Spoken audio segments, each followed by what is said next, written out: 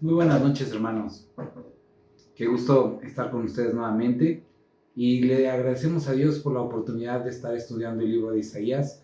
El día de hoy vamos a llegar al capítulo número 5 y vamos a, en este capítulo, ver cómo, a pesar de toda la obra de Dios en el pueblo de Israel y vamos a decir, las expectativas que Dios tenía de su pueblo, el pueblo parecía estar dando los frutos contrarios.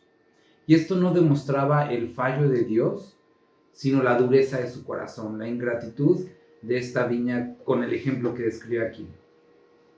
Y espero que el día de hoy podamos ver y analizar qué de esto nosotros tenemos y que podamos también analizar si nosotros estamos dando los frutos requeridos o los frutos lógicos debido a todo el trabajo que Dios ha hecho en nuestra vida, o estamos dando los frutos contrarios como el ejemplo de esta viña. Y bueno, pues vamos a comenzar con una oración. Padre, te damos muchas gracias por la gran oportunidad que nos das hoy de estar reunidos de esta forma, Padre, estar estudiando este capítulo.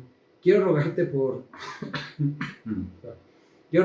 todas las familias que están viendo esto, por todos aquellos que verán este video. Te ruego que puedas hablar a sus corazones y que podamos ser transformados por ti, Padre. Te bendecimos, te alabamos. Amén.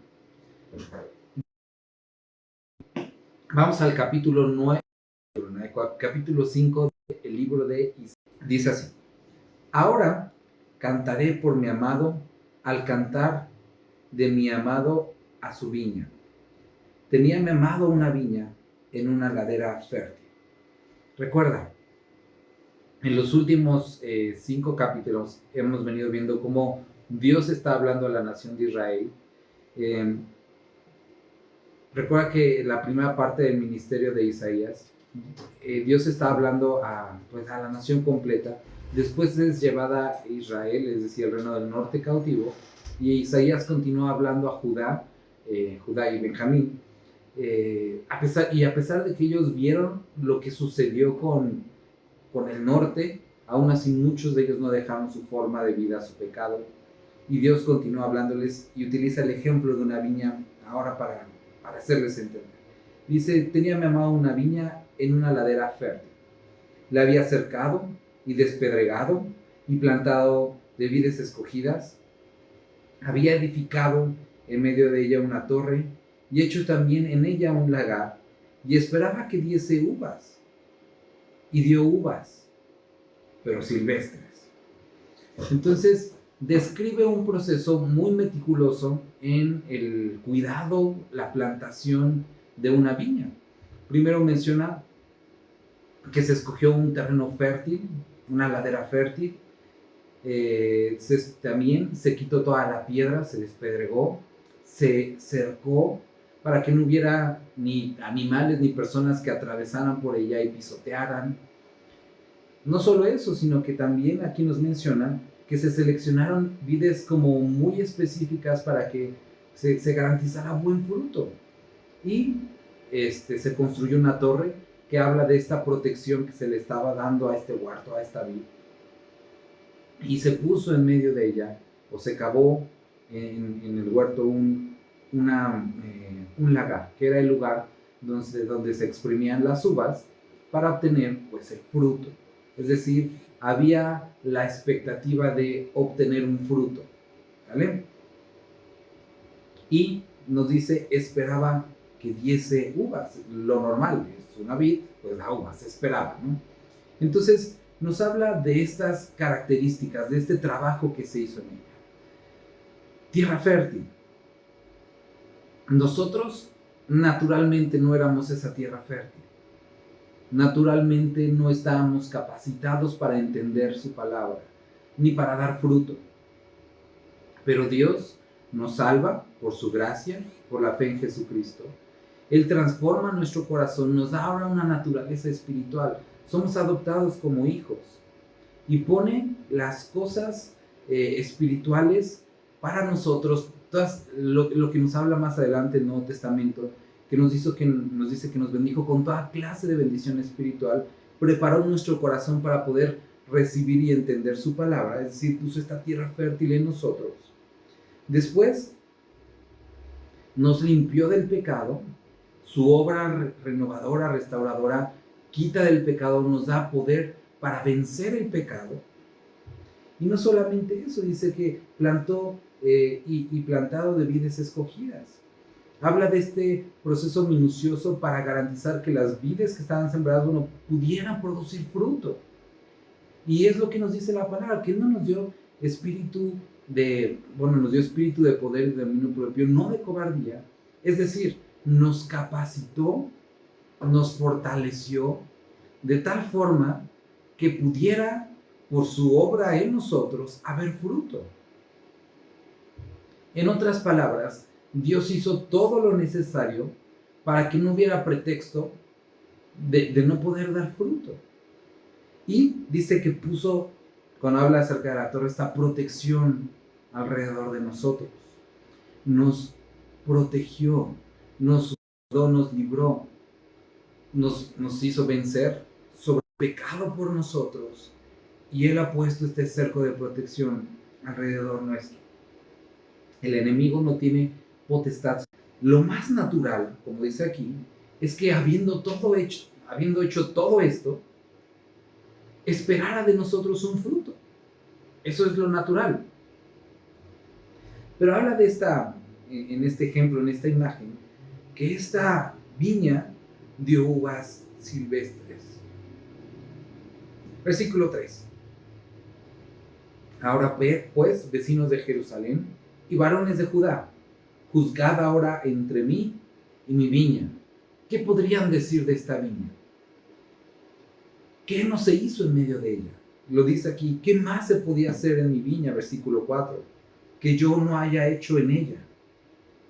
¿Cómo, esperando yo que diese uvas, ha dado uvas silvestres? ¿Cómo es que después de todo este trabajo pueda aún haber uvas silvestres?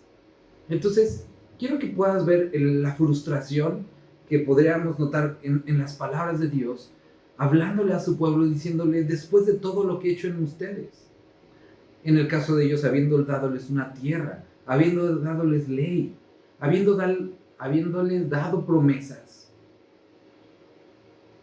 y ellos habían llegado al punto en el que habían olvidado y dejado a Dios y habían ido en pos de ídolos. Cuando nosotros ahora podemos ver el trabajo que ha hecho en nuestra vida, no solamente a veces nos encontramos faltos, sino en la necedad después de haber visto el ejemplo de Israel y todos los que caminaron antes de nosotros, los que caminaron en el Señor. Como dice la palabra en el libro de Hebreos, habiendo en derredor nuestro tan grande nube de testigos. O sea, después de haber visto toda la palabra y ver personas que caminaron en integridad, también el ejemplo de aquellos que no caminaron, después de haber sido salvados, redimidos, restaurados, santificados, justificados y, como dice Romanos, incluso glorificados. ¿Cómo es que como creyentes podemos no dar el fruto que Dios está esperando? Ahora, menciona aquí, dice, dio uvas silvestres. Estas uvas silvestres se caracterizaban por lo siguiente: amargas, un mal olor como de podrido, y venenosas. Es decir, el fruto no era tan bueno como lo esperado, sino más bien era todo lo contrario a lo esperado. En vez de ser un fruto dulce, era amargo. En vez de ser un fruto con olor agradable, era un olor que apestaba.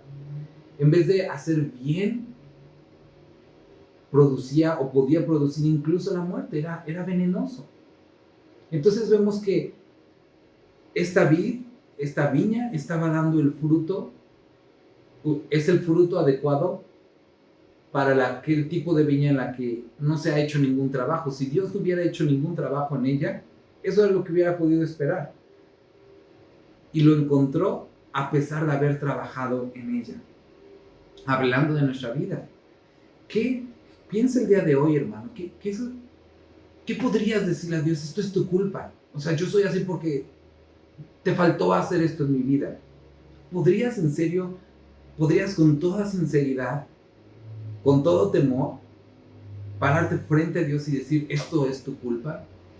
Esta actitud, este pecado, esta falla es tu culpa. ¿Hay alguna deficiencia en el trabajo que Dios ha hecho en tu vida? ¿O es que no has decidido, que no te has entregado, que no te has rendido?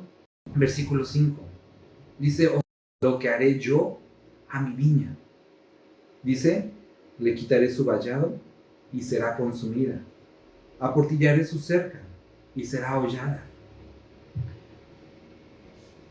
Cuando leía esto, reflexionaba en la fragilidad de lo que vivimos como creyentes. Muchas veces se nos olvida que todo lo que tenemos, la paz que disfrutamos, el gozo que experimentamos, la bendición que tenemos, y no hablo de lo material, sino de esta relación preciosa con Dios, es gracias a su gracia, a su misericordia. Pero si Él quitara su protección de sobre nuestra vida, ¿dónde estarías hoy? Si Él quitara la protección que ha puesto alrededor de ti. No sé si recuerdas que encontramos una palabra muy similar en el relato de la vida de Job. Cuando Satanás dice, si tú quitas la protección con que lo has rodeado. Y podemos ver qué sería el hombre, qué serías tú, qué sería yo, si Dios no nos pusiera este cerco alrededor de nosotros. Si Él no pusiera esa fortaleza, si Él no pusiera de su amor, si Él no pusiera de su perdón, si Él no pusiera de su misericordia, ¿dónde estarías tú y dónde estaría yo? Y Dios sabe que para ser consumidos y para ser hollados, no es necesario que Él haga como algo, sino simplemente quitar su protección de sobre nosotros. Encontramos aquí un reflejo de esto cuando nosotros leemos, por ejemplo, el libro de Timoteo, capítulo 1, en el libro de Corintios, cuando habla acerca de la disciplina en la iglesia, como una persona que reiteradamente no tiene arrepentimiento y que uno de los últimos pasos para buscar su restauración es que sea sacado de la comunión de la iglesia. Es precisamente esto, que se vea fuera, no de la cobertura ni de esas ondas raras, sino de esta protección de Dios, y que experimentando eso pueda arrepentirse y regresar nuevamente a Dios. Encontramos un buen ejemplo de esto. Ahora esto obviamente no se refiere a las personas que van de una iglesia a otra, sino se refiere a aquellos que salen de la iglesia no arrepentidos, no queriendo a Dios, no buscándole a Él, ¿no? Entonces, esto es lo que podría pasar en nosotros. Versículo 6. Haré que quede desierta, no será podada ni cavada, y crecerá el cardo y los espinos, y aún las nubes mandaré que no derramen lluvia sobre ella. Entonces, lo que nosotros vemos aquí es Dios sigue explicando aquí lo que había hecho por su viña. No simplemente fue el trabajo de la siembra, sino el mantenimiento que estuvo desarrollando a lo largo de este tiempo que esperó el fruto. Y habla acerca de podar, de cavar y de garantizar el agua.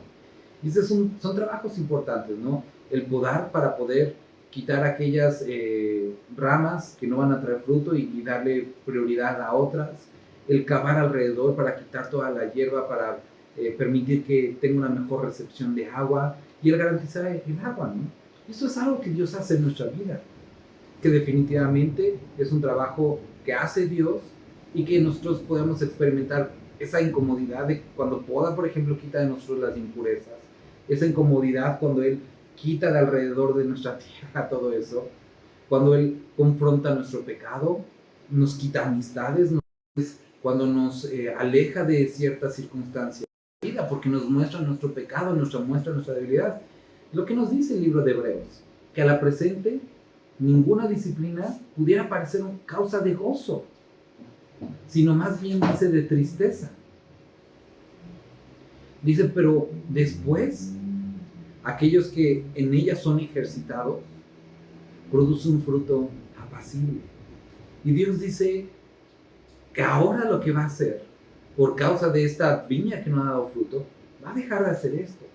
¿Y cuántas veces en nuestra vida, cuando Dios nos disciplina, cuando Dios nos trata, cuando Dios trae ciertas pruebas para nuestra fe, nosotros nos quejamos y queremos Dios para, ¿no? Cuando deberíamos entender que todo esto es un acto de amor de Dios y a través de esto Él está tratando de llevarnos a producir ese fruto. Cuando Dios está trabajando en nuestros corazones, en nuestra familia, es esto, Él está llevándonos a dar este fruto. Y te quiero animar, hermano, hermana, que podamos ver este trato de Dios como una prueba más de su amor y que no nos ha descartado, no nos ha desechado, sino que sigue haciéndolo. Y aquí, dado que esta viña no estaba dando fruto, dice, ok, si eso es lo que quieres, estás harto de que siga limpiándote, ahí le paramos, ¿no? Y creo que ninguno de nosotros nos gustaría escuchar eso, ya no voy a tratar contigo. Simplemente quieres llevar esa vida sin fruto, ¿ok? Síguele. ¿Qué es lo que nos dice Romanos? Por cuanto no quisieron tomar en cuenta a Dios, Dios los entregó a mentes reprobadas. Y es ese momento en el que constantemente tu actitud de rebeldía, de estar apartado de Dios, te lleva a esta actitud o a este momento en el que Dios te entrega a los pecados, a la mente, a las circunstancias en las que estás viviendo. No es que Dios te lleva a eso, obviamente, sino que simplemente dice, tú quieres eso, adelante. Y entonces, pues experimentamos en nuestra propia carne las consecuencias. Versículo 7, ciertamente la viña de Jehová de los ejércitos es la casa de Israel y los hombres de Judá, planta deliciosa suya, esperaban juicio y aquí vileza, justicia y aquí clamor. Dios esperaba que hubiera justicia y encontró lo contrario. Esperaba, juicio y encontró lo contrario, justicia y también encontró lo contrario. Y entonces Dios esperaba cierto fruto de la vida de su pueblo y ellos estaban viviendo en la actitud contraria. Y nuevamente, como te decía al inicio, nosotros necesitamos reflexionar viendo esto. Sabes que no somos la nación de Israel, pero definitivamente sabemos que Dios está haciendo una obra en nuestra vida, ha hecho un nuevo en nuestra vida, dio a su Hijo por ti y por mí. Y también su palabra nos menciona que espera de nosotros frutos. El domingo hablábamos de este versículo que a veces ocupamos como justificación, ¿no? Aquel que dice que Dios conoce nuestro corazón, y definitivamente lo conoce. Pero muchas personas lo han tomado como una justificación para decir, no me juzgues, no me digas, Dios conoce mi corazón. Sí, precisamente porque lo conoce y porque Él ha dicho que por sus frutos los conoceréis, o porque de la abundancia del corazón habla la boca. Entonces es que podemos animarte, podemos decirte, hermano, esfuérzate en la gracia de Dios. Dios conoce tu corazón, pero también ha puesto evidencias de ese corazón.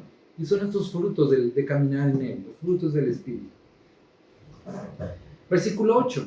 Ahora el profeta empieza a describir algunas de estas circunstancias que era lo contrario a lo que Dios esperaba. Sabemos que hemos venido viendo varias de estas características y aquí menciona otras más.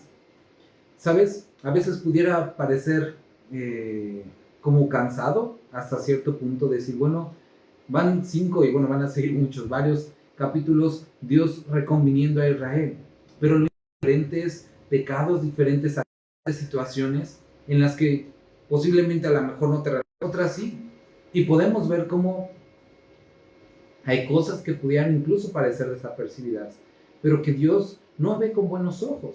Y si alguno de esto es lo que estás viviendo, te animo a que te arrepientas y te acerques a Dios. Versículo dice, ay de los que juntan casa a casa y añaden heredad a heredad hasta ocuparlo todo. ¿Habitaréis vosotros solos en medio de la tierra. Entonces vemos a un grupo de personas o a unas personas que su práctica era la de ir comprando casa, más casa y casa, terreno tras terreno.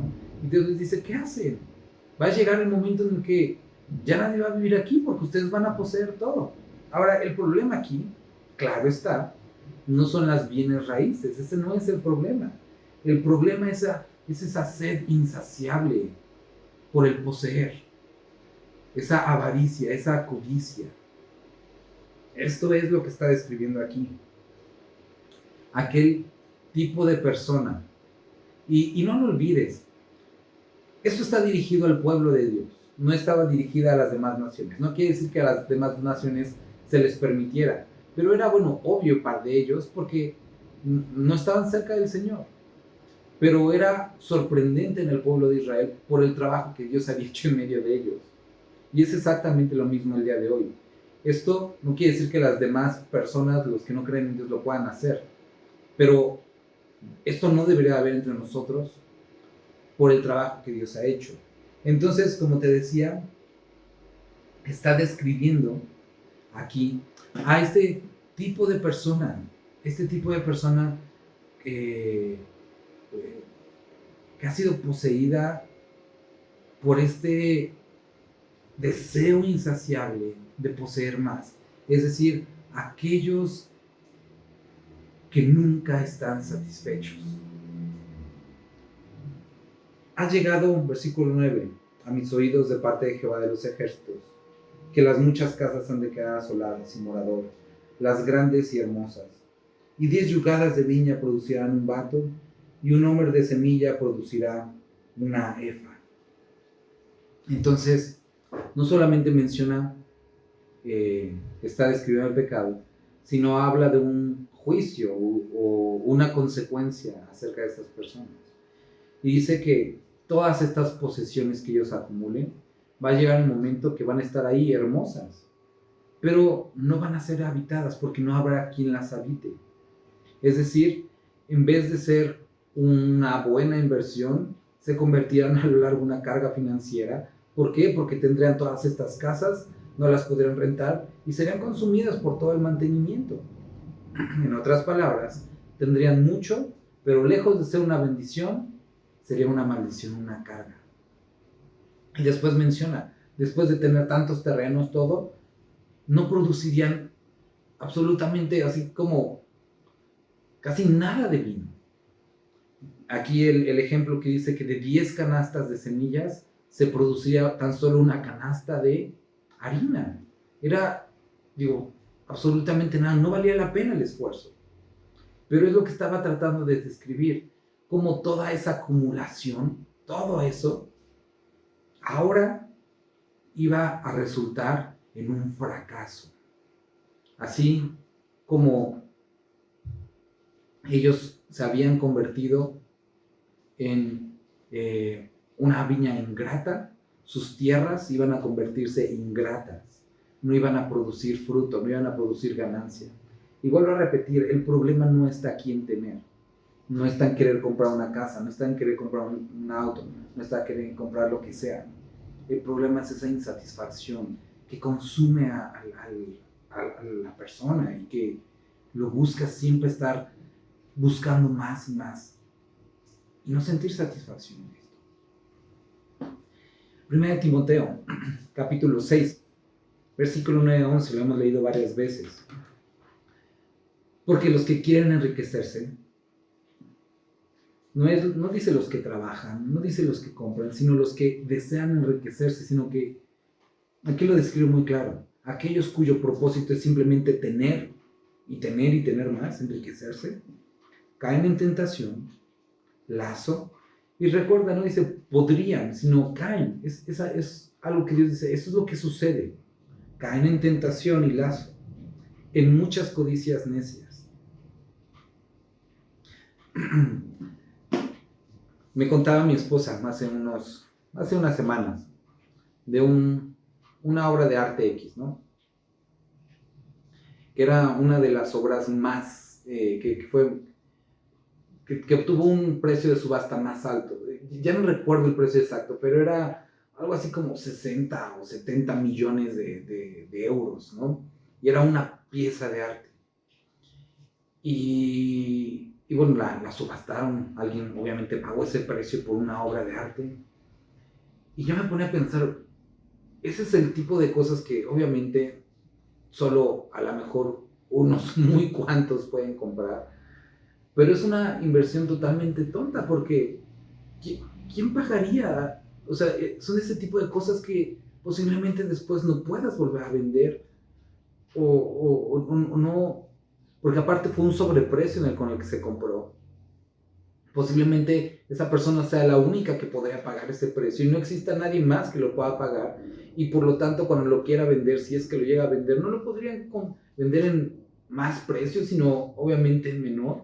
No sé, son de ese tipo de cosas que después dices, bueno, y 70 millones de euros para tenerlos colgados en tu sala, y a lo mejor para que nadie lo vea porque nadie entra a tu casa. O sea, son cosas de esas raras y tú podrías decir, bueno, pero sería el gusto, pero ay, en serio,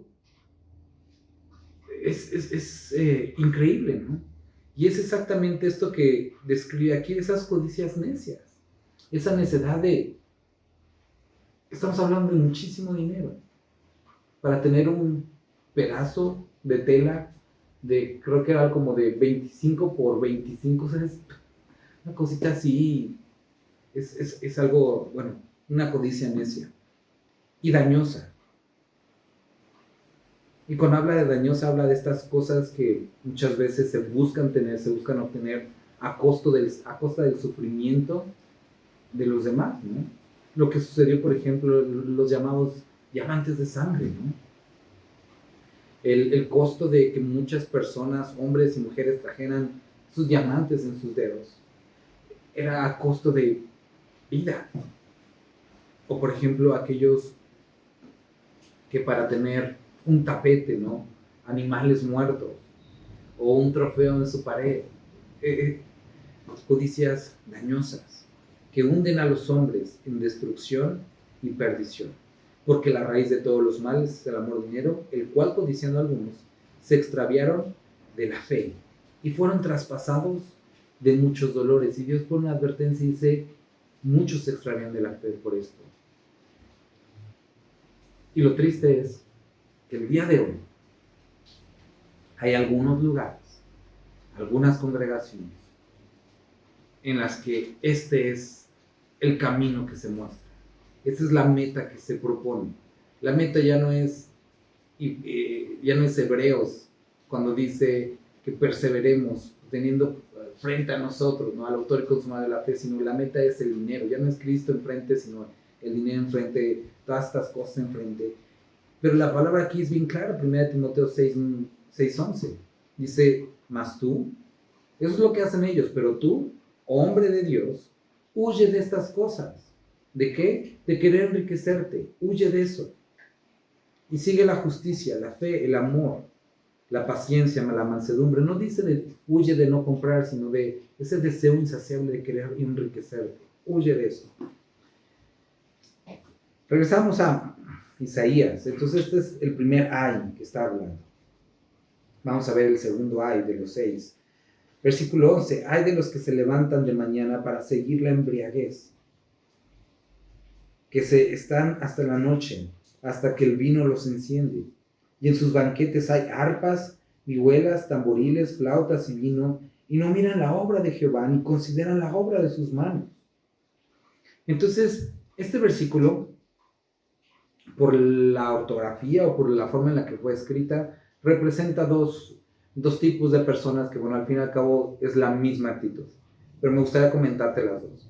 Por una parte es aquellos que dice que se paran muy temprano para trabajar, para esforzarse y para poder gastar todo el fruto de su trabajo en la búsqueda de placeres destructivos. O el otro tipo de persona que se levanta muy de mañana para buscar placeres destructivos, para continuar la borrachera y seguírsela hasta en la noche. Es decir, que se para lo más temprano para poder seguir en ese tipo de vicios.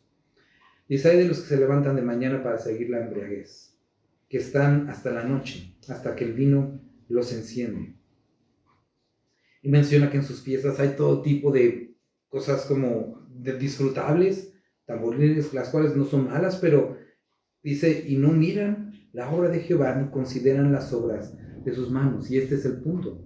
Han cambiado, y recuerda nuevamente, está hablando al pueblo de Dios. Y tú dices, esto es algo común entre los que no creen en Cristo, en los que no, el pueblo que no era Dios, esto era común, eso era su vida, ¿no?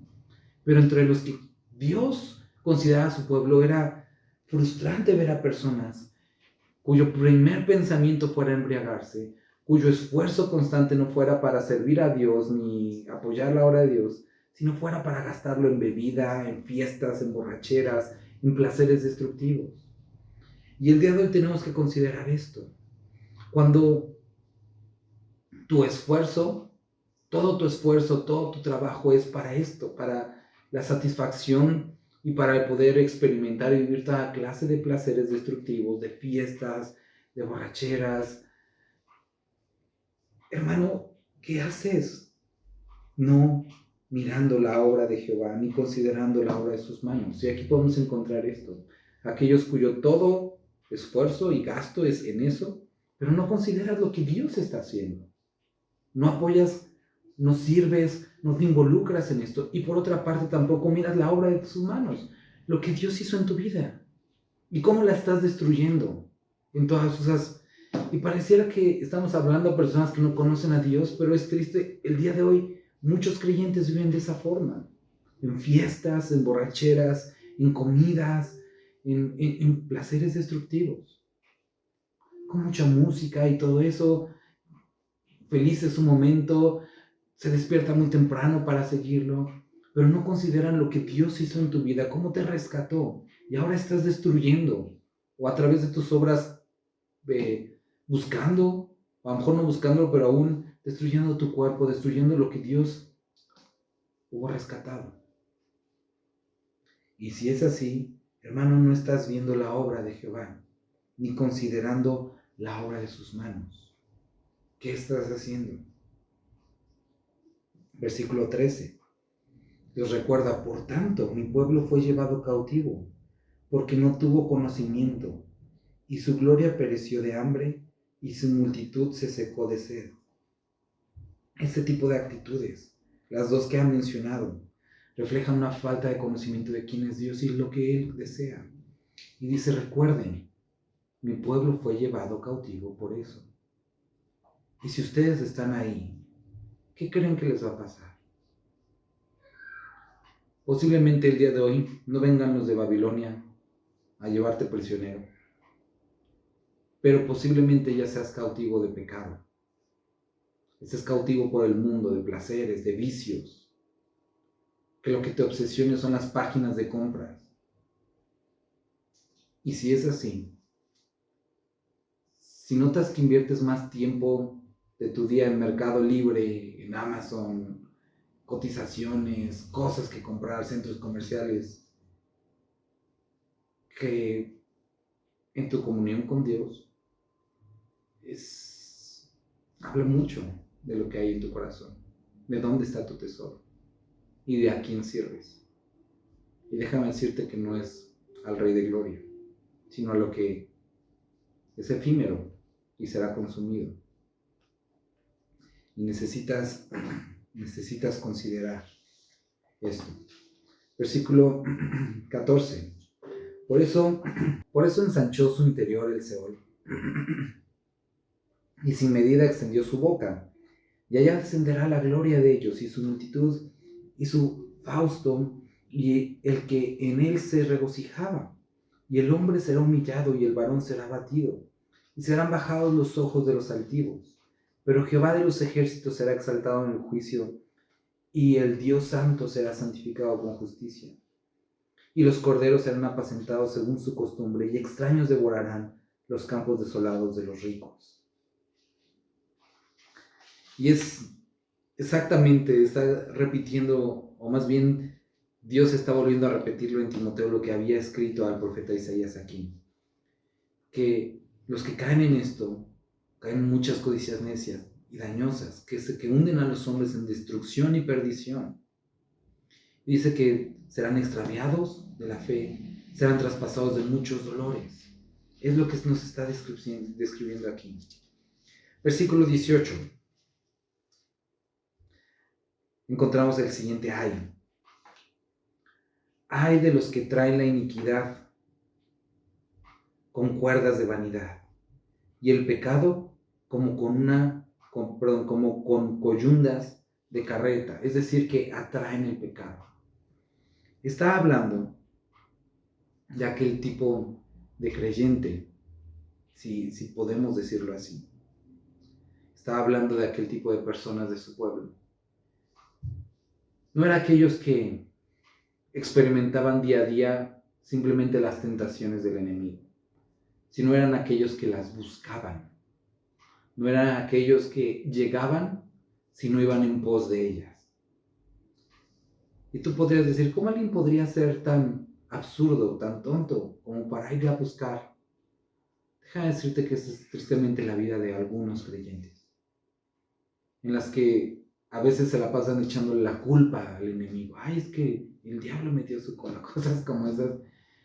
¿Y cuántas de esas ocasiones se te van a decir, no, pues yo ni andaba por aquí, ¿no? Fue él mismo, la misma persona buscando atraer hacia sí todas estas concupiscencias, toda esta iniquidad.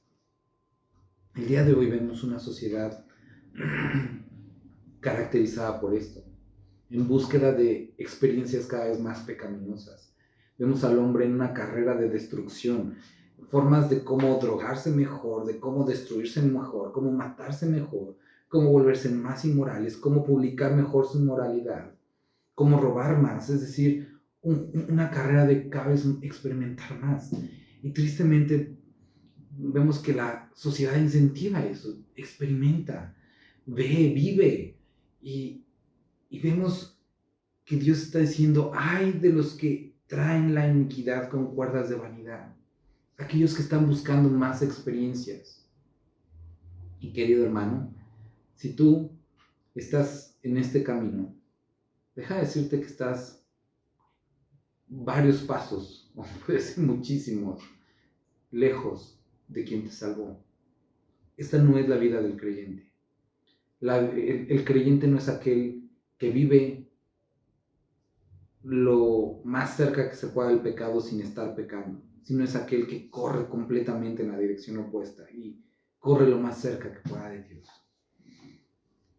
Versículo 19, de los cuales dice, venga ya, apresure su obra y veamos, acérquese y venga el consejo del Santo de Israel, para que lo sepamos.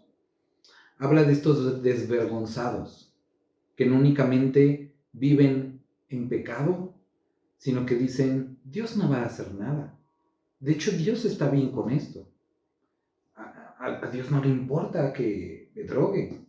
A Dios no le importa la marihuana. Es más, creo que es algo que Dios creó y a Él le agrada. Ridiculeces como estas, en las que se burlan, sea con la actitud o con las palabras, de quién es Dios y lo que pide de nosotros. Aquellos que dicen, a ver, que Dios haga algo. Si Dios estuviera enojado, me haría algo. Si Dios quisiera, me bajaría un trueno. Pero como no, puedo seguir haciéndolo. Aquellos que justifican su pecado, que tuercen la palabra, que justifican su maldad, que incentivan a ella y se escudan con estar siendo bendecidos por Dios. Escuchaba ayer de personas que supuestamente están sirviendo, que dicen, posiblemente los escuchaban, no te maldigo en el nombre de Dios. Tú dices, ¿qué va con esto? O sea, justifican su actuar según Dios, cuando Dios no tiene nada que ver con ellos, ni representan lo que Dios es, ni lo que Dios quiere. Y dicen, venga ya, apresure su obra. Sí, creemos en Dios. Eso lo vemos mucho en la sociedad del día de hoy también. Personas que dicen, es que Dios me hizo así, Dios me ama así, Dios es amor, y el amor es amor. Entonces, yo creo que incluso Dios es esto. Es tan ridículo estas cosas que estamos viendo el día de hoy, y que creyentes hayan adoptado esta forma de pensamiento totalmente pecaminosa y contraria a lo que es Dios. escuchaba de esas frases totalmente ilógicas, ¿no? Personas que decían, Jesucristo fue el primer feminista, por favor, no hables tonterías, libra tu voz. Recuerda que vas a dar cuenta de toda la palabra ociosa que digas. No, no es así. No metas a Dios en tus cosas. Bastante es que Él pueda tolerar o ver o estar presenciando tus insensateces y ahora que lo enredes con tus palabras.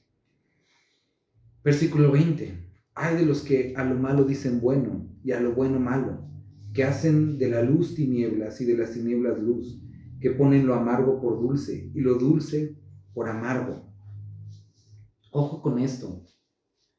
Dios, vuelvo a repetirlo porque es muy importante que lo entendamos, está hablando con su pueblo, de quienes se debería de esperar ser luz, de quienes se debería de esperar ser ejemplo, de ser testimonio, de una nación santa, un pueblo apartado, pero que ahora estaban tomando la luz y lo estaban presentando como tinieblas, y que las tinieblas las estaban celebrando como si fuera luz. ¿Te suena? Eso es lo que sucede el día de hoy. Hay muchos lugares, hay muchas personas que se dicen creyentes, que el día de hoy han abrazado el pensamiento del mundo. Cuando nosotros leemos el libro de Romanos, parece que casi hubiera dicho lo contrario, porque dice, no os conforméis a este mundo. Y pareciera que el creyente entendió, confórmense a este mundo, háganse la forma de ellos. Y el día de hoy muchos están haciendo la forma de ellos. Te comentaba el domingo, ¿no? Leí el título de este artículo, supuestamente bíblico, decía, ¿cómo decía el empoderamiento de la mujer a través de la Biblia? O sea, una ridiculez como esta. Comentarios como te decía que Jesús fue el primer feminista. Personas que se dicen creyentes y que defienden el aborto. Personas que se dicen creyentes y que al mismo tiempo se dicen machistas o feministas. Personas que se dicen creyentes y que al mismo tiempo apoyan o soportan toda esta onda de la ideología de género. No puedes decirte creyente. Mejor cierra la boca y no digas nada de eso. No conoces a Dios, no lo representas. Esas ideas no representan ni tantito lo que es la palabra. Representan al enemigo, a la oscuridad. Y el día de hoy se ha querido forzar a que a lo malo se le diga bueno. Y obviamente, cuando hablamos cosas como estas, es de esperar que sean censuradas, es de esperar que sean atacadas. Porque a lo bueno ahora se le llama intolerancia, a la palabra de Dios se le llama cosas retrógradas, no aplicables, insensibles, discursos de odio y adjetivos como estos, que lo único que demuestran es la incomodidad que el ser humano sigue sintiendo por su pecado. Cuando la palabra de Dios muestra su pecado, siguen sintiéndose expuestos.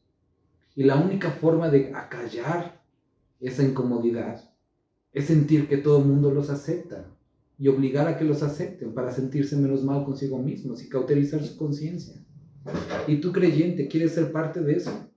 ¿De que el mundo cauterice completamente su conciencia? ¿O vas a levantar tu voz acerca de lo que es justo, bueno y recto? Para que de tal forma se sientan confrontados con su maldad. Y que puedan ser llevados por Dios, por el Espíritu Santo al arrepentimiento. Haz su chamba. La chamba el trabajo de la sal nunca fue dejar a la carne igual, sino salarla para que no se echara a perder. El trabajo de la luz es eliminar toda maldad. Hagamos nuestro trabajo, hagamos aquello para lo cual fuimos llamados. Hay de los sabios en su propia opinión. Hay de los sabios, perdón, a sus propios ojos, y de los que son prudentes delante de sí mismos, perdón, no estoy leyendo completo. Hay de los que son valientes para beber vino y hombres fuertes para mezclar bebida. Entonces describe por una parte aquel tipo de personas que son sabios en su propia opinión o que le dan más peso a la inteligencia o a la filosofía humana que a la sabiduría que proviene de Dios. Aquellos que utilizan expresiones como es que tú ves la vida así, pero yo la veo diferente. Es que cada uno vemos desde nuestra propia perspectiva. O cosas como estas, cuando se cambia la verdad absoluta por Dios, por la mentira del hombre, por la experiencia del hombre. Es cuando pues llegan a decir cosas como, es que el amor es amor. O es que, pues es que tú no lo ves así, pero yo lo siento. Digo, esta palabra es que yo siento y siempre con sus sentimientos y dónde queda la verdad y dónde queda la razón, dónde queda la justicia. ¿Dónde quedan estas cosas, no? Es lo que nos menciona también el libro de Romanos, que cómo se envanecieron en sus propios pensamientos y dejaron la verdad de Dios y adoptaron la mentira del hombre. Y ahora llegamos a un momento en el que está bien matar si es antes de nacer, donde la vida de una mujer vale, pero no vale si está todavía en el vientre materno. Cosas como esas que tú dices, es ilógico sus argumentos. No entiendo la forma, creo que ni siquiera ellos mismos se entienden, ¿no? Esa doble moral, esa doble cara, esa hipocresía que caracteriza a nuestras sociedades. Ahora, eso es, bueno, el mundo pecaminoso, ¿no? Y sabemos que se degradará más. Está escrito en la palabra. El problema es cuando vemos ese diálogo, ese rollo en la boca de creyentes. Y tú dices, ¿entiendes lo que dices? ¿Sabes quién es tu Dios? Porque tus palabras testifican contra ti, que no tienes idea de quién es Dios y de lo que Él quiere. Hay de aquellos que son sabios en su propia opinión. Versículo 22. Hay de los que son valientes para beber vino y hombres fuertes para mezclar bebida. Ese tipo de personas cuyo mayor logro es aguantar 3 caguamas de jalón, cuya valentía consiste en eso. Mira, es que él es muy valiente porque se puede tomar 10 shots de tequila. En eso consiste todo su talento. Mira, él puede comerse 40 tacos y no vomitar. Y en eso radica su hombría, en cosas tan triviales y tan vanas como esa, que las sociedades valoran el día de hoy. Pero cuando un hombre es trabajador con una mujer, cuida su casa, ¡ay! Estereotipos, roles, ¿no? Cuando cosas que realmente valen la pena son desechadas, pero aquellas cosas vanas son tomadas como valentía. Los que justifican al impío mediante el cohecho y al justo quitan su derecho. Dios también advierte de aquellos que utilizan su posición para su beneficio y no hacen justicia. Y esto sucede tristemente también, no solamente en las congregaciones, sino vamos a usar la palabra del liderazgo de las congregaciones. Aquellos pecadores que utilizan su posición para obtener un beneficio en poder, en autoridad, en dinero, y sacan provecho de los demás, se sirven de los demás en vez de servir a ellos. Después, a partir del versículo 24, Dios habla acerca del juicio que vendrá para los que practiquen tales cosas. Y quiero decirte, hermano, que cuando nosotros vemos esto, voy a leértelo, dice: por esta causa se encendió el furor de Jehová contra su pueblo, y extendió contra él su mano, y le hirió, y se estremecieron los montes, y sus cadáveres fueron arrojados en medio de las calles. Con todo esto no ha cesado su furor, sino todavía su mano está extendida. Alzará pendón a las naciones, es decir, llamará a las naciones, vendrán. Dicen, ni siquiera se cansarán, vendrán y ejecutarán todo este juicio. Su rugido será como de león, rugirá a manera de leoncillo, crujirá los dientes y arrebatará la presa, se llevará con seguridad y nadie se la quitará. Y bramará sobre él en aquel día como bramido del mar. Entonces mirará hacia la tierra y aquí tinieblas de tribulación y en sus cielos se oscurecerá la luz. Lo triste es que aquí estuvo la advertencia y Judá fue llevada cautiva. ¿No se te hace terrible eso? Que hubo la advertencia y que aún así, a pesar de que Dios les dijo, este es el final al que van, si no se arrepienten, continúan por ese camino. Ahora, esta es nuestro turno. Al igual que el pueblo de Israel, podemos ver que muchas de estas características el día de hoy se han infiltrado en la iglesia, entre los creyentes. Habiendo leído y oído esto, y sabiendo que estas son cosas que Dios desaprueba y para cuales tiene consecuencias, ¿vas a perseverar por ese camino? Escribe esto, es porque estaba buscando arrepentimiento, aún estaba esperando que se volvieran. Y el día de hoy es exactamente lo mismo. Dios nos ha llamado para hacer luz en medio de estas tinieblas. Hay una gran labor que hay que hacer. Hay un mundo completo de personas que necesitan a Cristo y que en muchos casos están listas. Solo necesitan a alguien que les hable. Me sorprendía esta semana que me dio la oportunidad Dios de ir a compartir con las personas. Yo al principio, cuando estábamos compartiendo, vi a un grupo de personas que eran policías estatales y como que sentí dudoso de ir a hablar con ellos. Y Dios me dijo, habla con ellos. Y yo dije, no, estoy aquí en esta onda. Y fue tal, digo, Dios en su misericordia que nos tiene, vinieron los policías a acercarse a preguntar si éramos cristianos. O sea, estaban listos y recibieron el evangelio.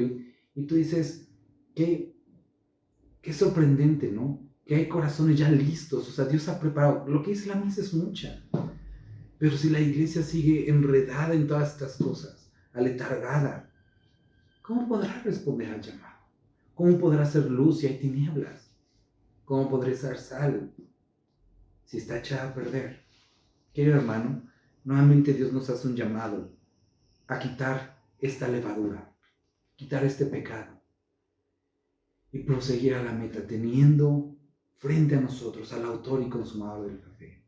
Dice el libro de Hebreos, despójense de todo peso de pecado que os asedia y prosigan a la meta. Y este es el llamado que Dios nos hace el día de hoy. Despójate de todo peso de pecado que te asedia y procede a la meta. Vamos a orar. Padre bendito, te damos muchas gracias por tu misericordia, por tu amor, por lo que has hecho en medio de nosotros. Te agradecemos tu bondad, te agradecemos tu misericordia.